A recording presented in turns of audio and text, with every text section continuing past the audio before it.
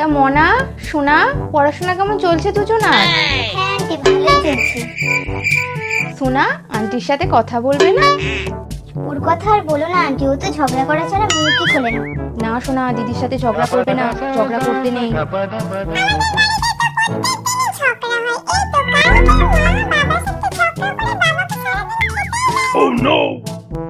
মনা, আমি তোদের জন্য আমের আচার বানিয়ে এনেছি, খেয়ে বলিস কিন্তু কেমন হয়েছে।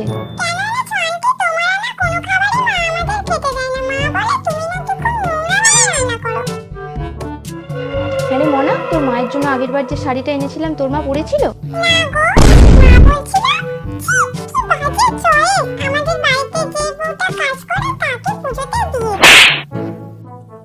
এই বোন চুপ কর।